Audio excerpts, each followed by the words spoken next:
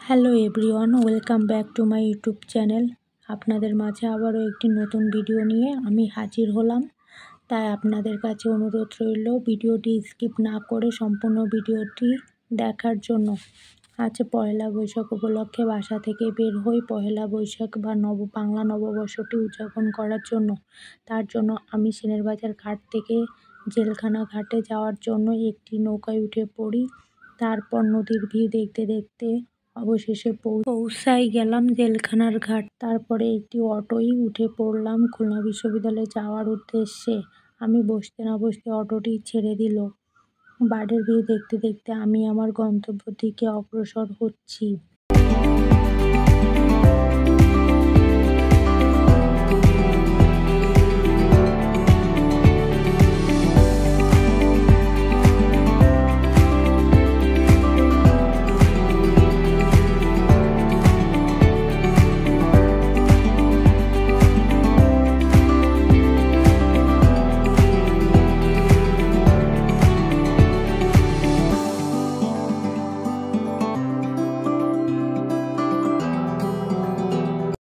তারপর আমার চোখে পড়ল ফুলের দিকে।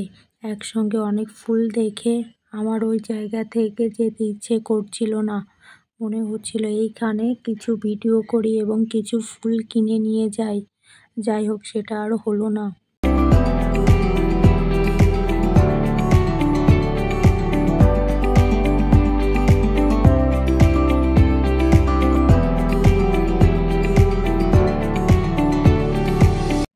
মনের মধ্যে কষ্ট চেপে অবশেষে ছোট্ট করে নির্মাণ করা রাস্তার পাশে ৬০ গম্বুজ মসজিদ দেখতে পেলাম।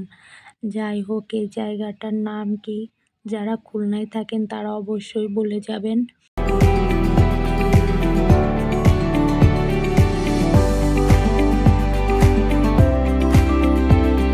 অবশেষে বাইরের ভিউ দেখতে দেখতে রয়্যালের মোড় চলে আসি। মূলত এই রয়্যালের মোড় থেকে বিভিন্ন রুটের বাস চলাচল করে, যেমন ঢাকা, কুমিল্লা, ময়মনসিংহ, সিলেট বিভিন্ন জায়গায় যাই। যাই হোক, সেদিকে না যাই।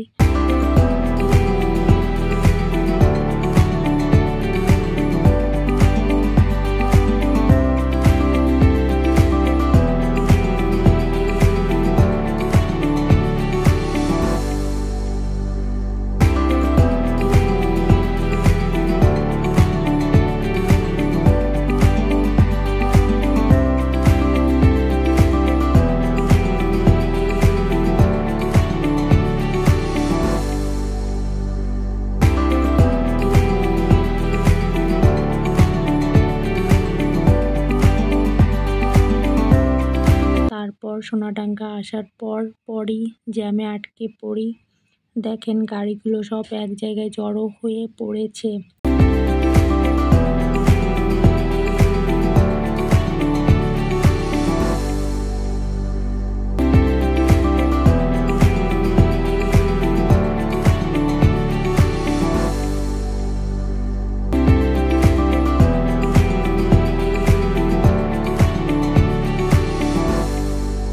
তারপর দীর্ঘ 10 মিনিট অতিক্রম করার পরই এই জ্যাম থেকে রক্ষা পাই এবং গাড়ি আগের নিয়মেই চলতে থাকে। তারপরে একটি ব্রিজে উঠে পড়ি এবং ব্রিজের নিচ দিয়ে বয়ে গেছে একটি নদী। এই নদীটির নাম কি আপনারা সবাই কমেন্ট করে জানাবেন।